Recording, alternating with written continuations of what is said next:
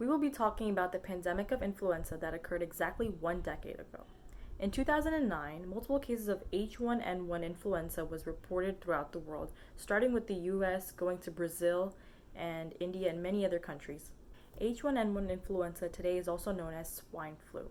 What was interesting about these cases that were appearing in 2009 was that young people weren't showing immunity to this flu, which wasn't really common back then.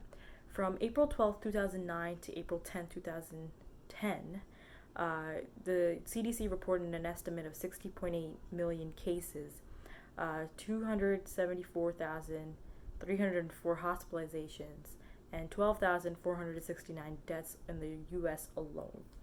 Prognosis reports shows that the people ages of 3 to 69 were getting these viral infections, which is a really broad range of people getting it.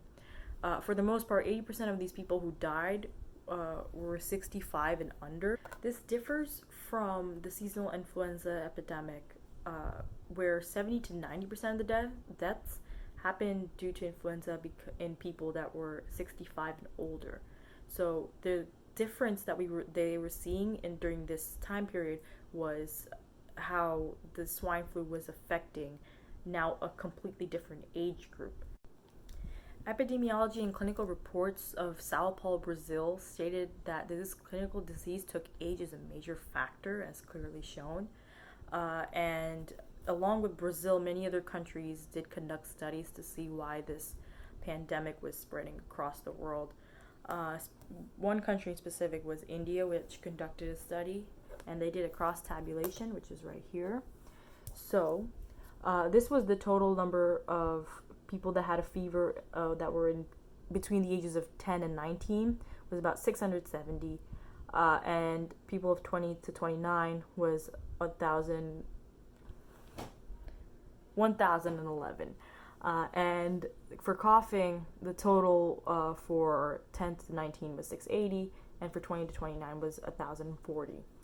And now here, for the people that actually got sick with the H1N1, that was 350 for people of 10 through 19 and 810 for 20 to 29.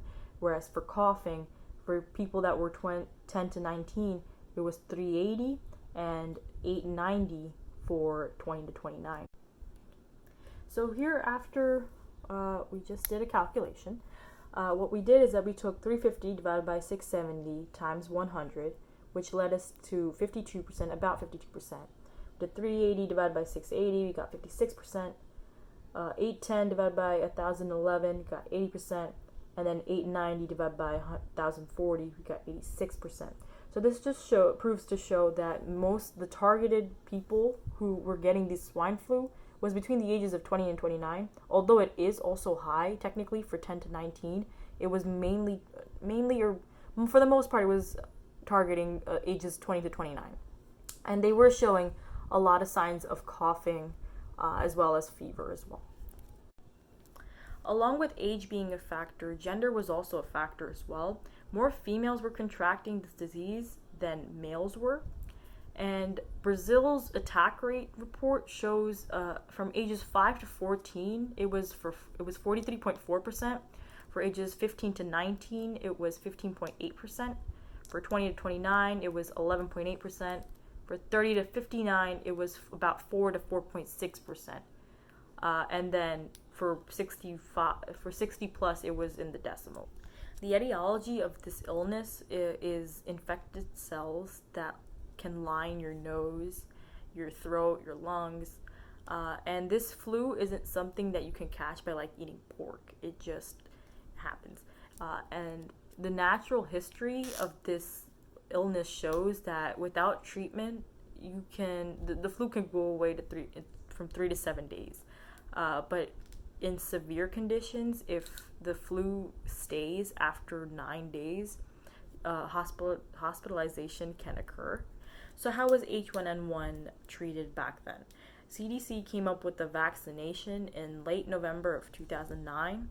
By the time April 10th, 2010 rolled around, there were about little to no cases of swine flu in the U.S. This was a primary prevention method since it used an immunization to treat it.